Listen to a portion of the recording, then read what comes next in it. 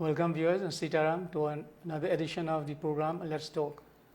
Indeed, we are very fortunate to have in studio with us Dr. Visham Bhimull, a man of many hats. Dr. Ji, welcome. Today we want to discuss, we'll outline some of the issues and we'll go to them in detail afterwards. Speaking firstly about Hindu unity, Hindu identity, we'll speak a bit about the thing they call Kali worship. All these arose over the years and what has changed from India during the time of our Indianship and then now. And then also we speak a bit about things such as Di Baba and other things which people believe in and practice as Hindus. So Doctor, first we shall start with, let's try and talk about Hindu unity and identity. Well, I mean, just looking at Trinidad and Tobago, we see that the Hinduism itself has many different sects or schools of thought that exist in harmony. I believe there are 6 schools of thought, right? Within Trinidad and Tobago, and most of the diaspora, the Sanatanist way of practicing Hinduism is the most popular way. But what we also have to look at is, again, the point of where our ancestors came from and what traditions they would have brought.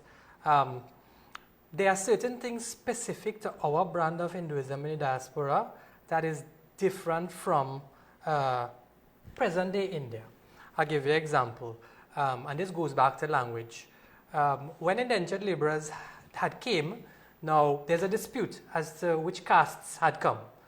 The records now show that castes from the caste that would have come would have been all the castes, because at that point in time in India there were a lot of famine, as well as because it was the start of the Industrial Revolution, most of the Indians would have earned their money through artisan work, whether it be making fabric, jewelry, but now that was taken over by machines, so they didn't have any jobs. So whatever your profession, you were at a point where you couldn't earn anymore, and a lot of them, some were kidnapped as well as some willingly came. So in coming, they would have transplanted a culture into Trinidad, but then not everybody would have had the education about the Hindu systems, because remember, there was a system where certain professions would have propagated certain aspects of the religion and of the tradition. And there was one point where the availability of pundits at certain times, because in the Hindu tradition we would name according to under which constellation you were born, as well as the geographical place you were born. And it wasn't available as much, since that, at least the system of Hinduism wasn't well developed as it is now. It took some time, just like everything else, the culture and everything. And one thing that they had resorted to was naming their children on the days they were born. Now we know these names on an everyday basis, but people don't realize that there's a significance of it. So in Hindi, Monday is Somvar. In Bhojpuri is Somar. So one born, or a boy born on Somar, was Samaru. And a girl born on Sunday was Somaria. Itwaria. Right? Itwaria is a girl born on Sunday. Budhu, one born on a Wednesday. Suku, one born on a Friday. So, and that is typical of Hindus within the Bhojpuri region. Because I remember when I had put on a comment on Facebook on my Caribbean Hindustani page, and I showed that table of Hindi Bhojpuri names, and then names for the days of the week, and then the names derived from it. A lot of people from that area where our ancestors would have come started commenting, but it's still the same, even in the villages, right? And then some people was like, well, my grandfather's name is so-and-so because he was really born on that day of the week. So we really have to understand us as Hindus from the diaspora, from the international concept of what is Hindu. It doesn't mean to say we are separate. We are just one form of expression of that one reality. But we need to understand our context within it before we have unity within ourselves as a nation, or a nation of Trinidad and Tobago nation, or the Hindu community within it. We will be unified in belief, but not among ourselves. There's still a lot of disunity. But the point you make about names, now the Hindu youth would want to be named Budhu. Right. They have their own. So how do we handle these youths who are changing in culture and being exposed to a different kind of culture altogether? We made a point about the education system at one point with respect to that colonial mentality, right? We also would have to look at how, as Hindus, especially the pundits within society, would need, just as the education system needs to evolve to cater for the present day children who are different, obviously, from the children, because I mean, at the end of the day, they have more access to information which they need to process, and we need to help them process. But also changing the way we hand down our Hindu traditions to that generation. We need to find out from them what they see themselves as. How do they view themselves? But if you take it, for instance, common sense will dictate us. I'm a parent, I have a child. When a child is born, he doesn't give himself the name. I give him the name. Right. So is it to be blamed? You can't blame the youths. You have to blame the parents who are bringing down a different tradition, you said. Exactly. The tradition we want to carry down. Right. And what I'm speaking about, and that disjoint would have come from the fact that as Hindus and a Hindu community, we didn't really take stock into how we passed down that. So, I mean, you refer to maybe my parents or people from my generation, which would we be the inheritors of that culture. And unfortunately, the education system, which is the formal education system which we inherited, was a colonial system, as well as our own education within Hinduism or the Hindu community needs to be reevaluated and evolved. Now, if we look at the scriptures, right, and these are things we should probably look at teaching in school, the Shruti versus the Smriti, and what is the Smriti, and what is the evidence, and what is the relevance of it, and how Hindu thoughts would have evolved over eons. That's a very important point. And even looking at the Vedas, and how they divide into 4 books, and how the information from the first division is different from the second division and third division. It also represents the evolution of human thought. Ashwamedh, Purushamedh, and Gaumedh are mentioned in Rig Veda. How it was practiced changed from Veda to Veda, how the ritual was practiced, and it was dependent on society. In this day and age where we have a system of democracy or a system of where the people vote, or even in a communist system, it does not ascribe to that anymore because you do have kingdoms. So that a Ashwamedh, a Purushamedh, and a Gaumedh would make sense in this day and age. So certain things that ascribe to the ritualistic aspect of Hinduism bears no relevance today. Mind you, it doesn't mean it didn't bear relevance in the past.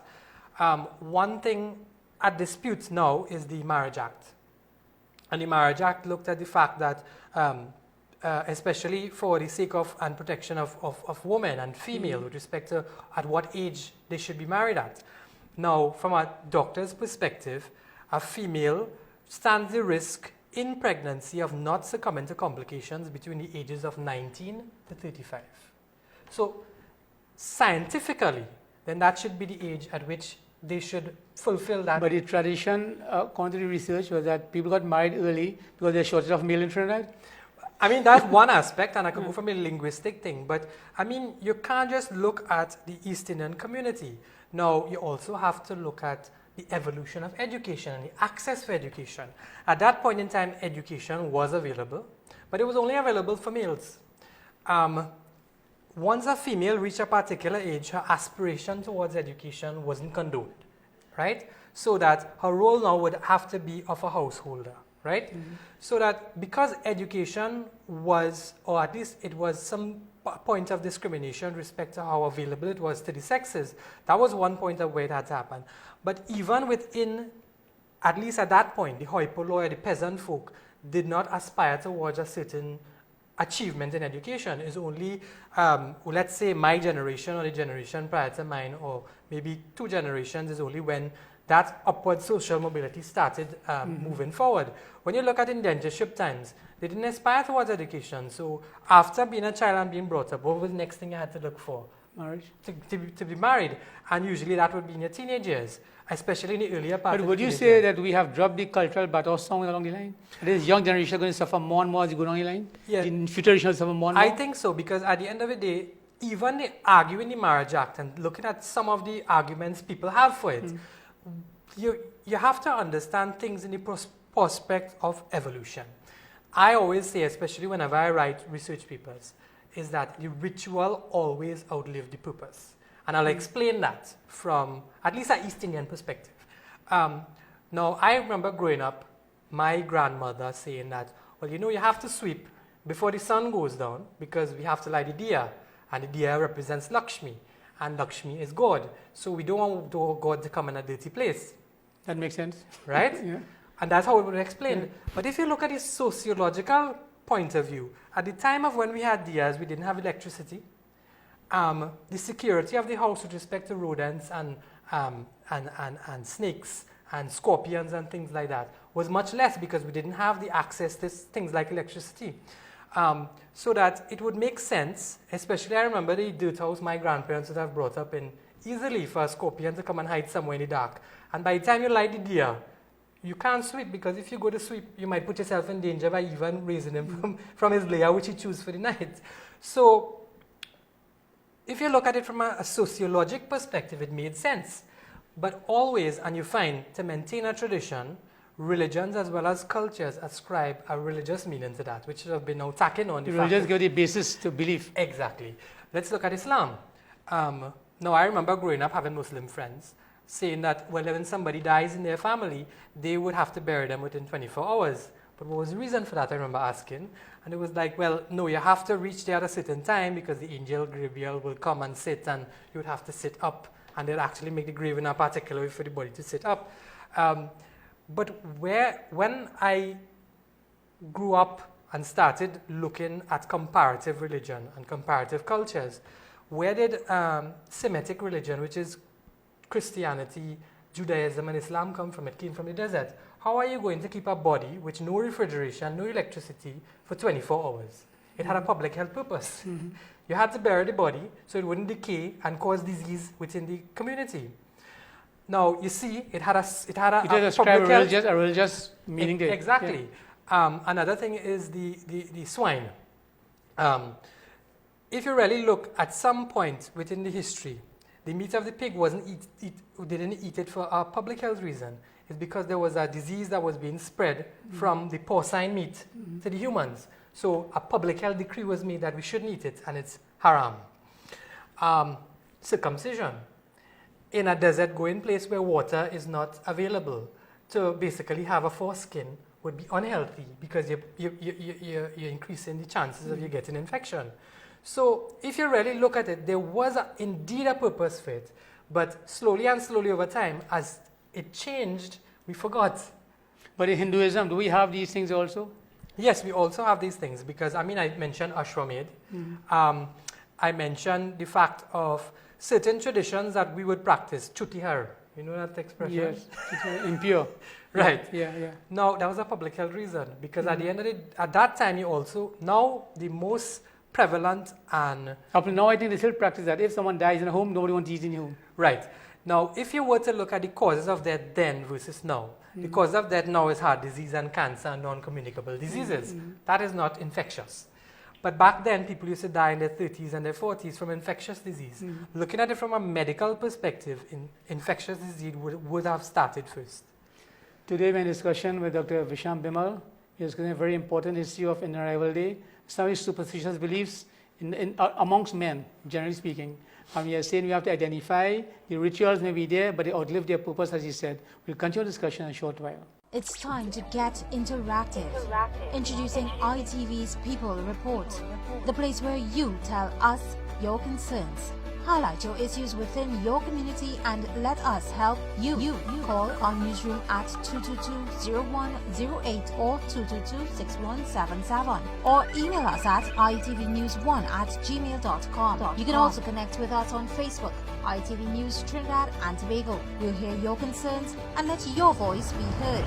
ITV's People Report, where your opinion matters. Welcome back, viewers, to our program Let's Talk. Today in studio is Dr. Visham Bhimull. We are discussing some beliefs and practices of Hinduism. We reach the point where we use the term chutihar. What does that mean? What the implication of that? Well, I remember growing up when there's a death in the family. Usually it said you shouldn't eat from the house of the dead, right? Well, the explanation was for ghosts and spirits and all these kinds of things. But I was making the point that back then, the cause of death was usually an infectious cause. And for public health reasons, again, that was made so that there wouldn't be much, it was kind of a quarantine with respect to people being exposed to what that person would have died from. And after a certain period have passed, then you could probably go back to the house and partake of meals. So again, a sociological reason that makes sense now have a religious tact on it. Or will you believe it? The propagation of the culture. We'll go on to another one of the beliefs of our Hindu people. There's, and it may be mystified, some people are afraid of it. There are a lot of misconceptions. Kali Puja. Yeah, I remember going to present at a conference in Guadeloupe. Now I know Kali worship is prevalent in Trinidad, but it's more so prevalent in these countries. And is one practice of Hinduism that is not mainstream as Sanatanists, which are most of the Hindus. And I remember asking the question to one of the person of Tamil origin. In other words, they came from that part of India where the indentured laborers would have come and asked them, well, is this still practiced in India? And the answer was no, it's not practiced anymore, because people have grown to appreciate it's not needed anymore because of the philosophical and understanding of human beings at that point. But it is still practiced in the villages, which is the same as if you would look at the Bhojpuri diaspora here in Trinidad. A lot of what we do, even though we would have achieved and moved up the social ladder and it may not have any significance anymore, we still stick to that village way of understanding how we exist and making sense of what we have to do as Hindus. So just to put it in perspective, in the early parts of indentureship, that would have been from the 1830s all the way to the 1870s, a great bit of indentured laborers came from Bihar.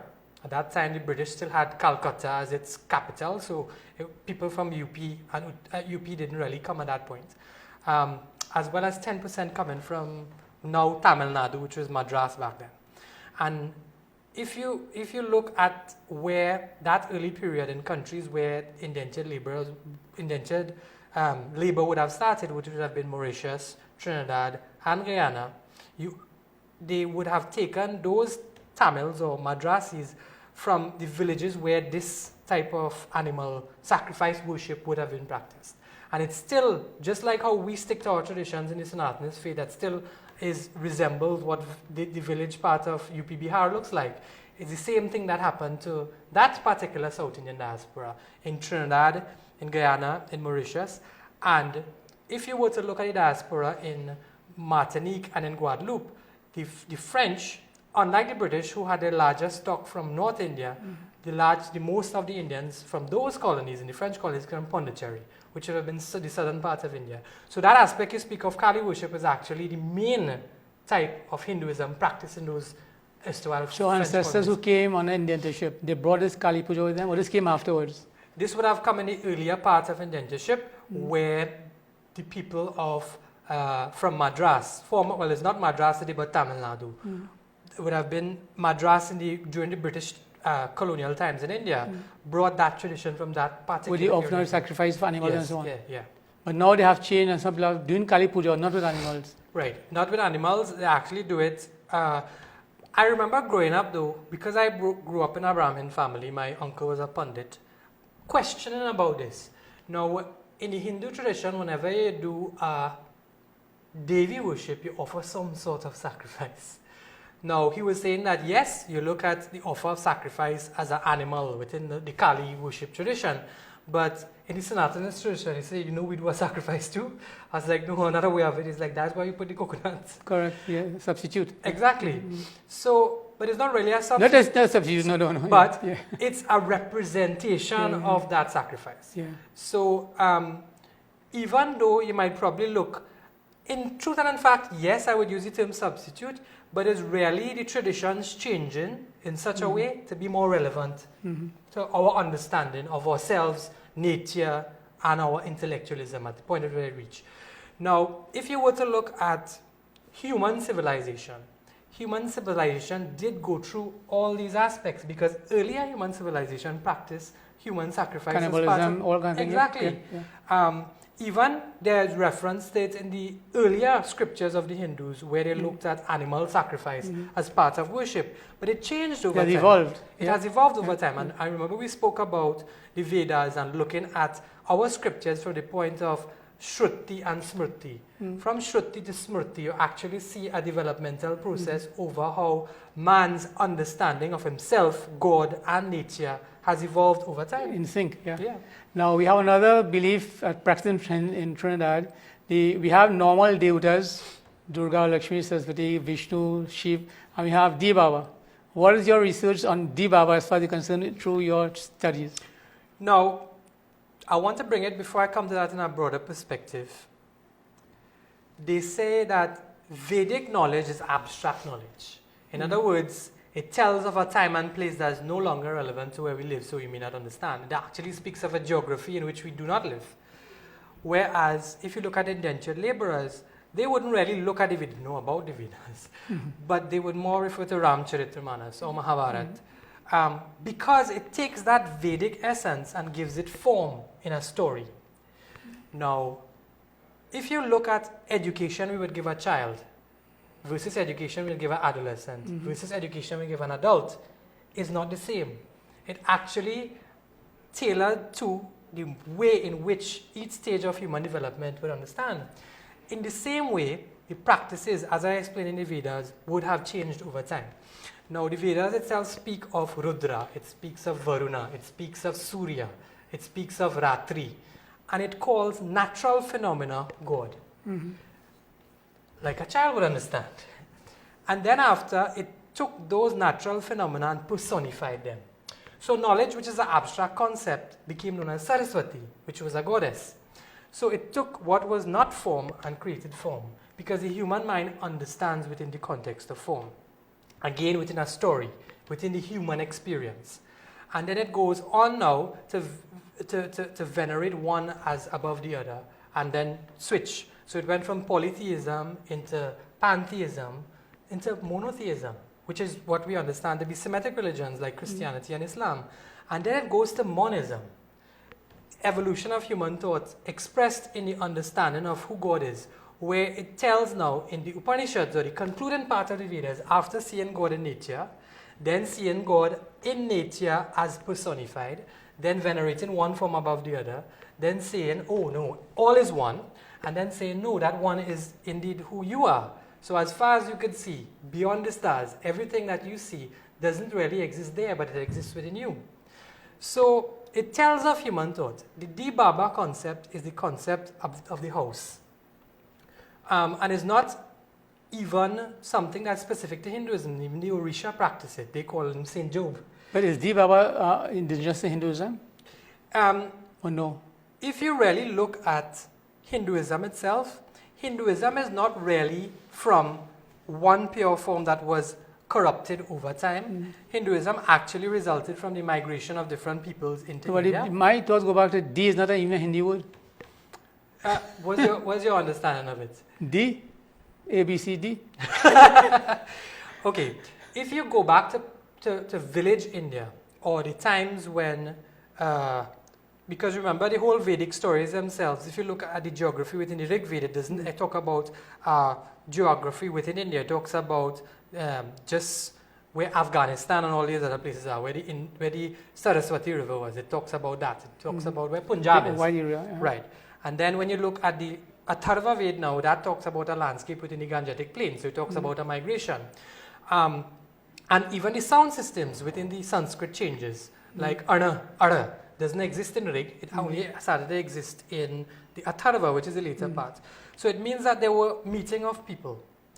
And at one point in India, there was the concept of the village deity, or the deity that resides over the village and protects the village.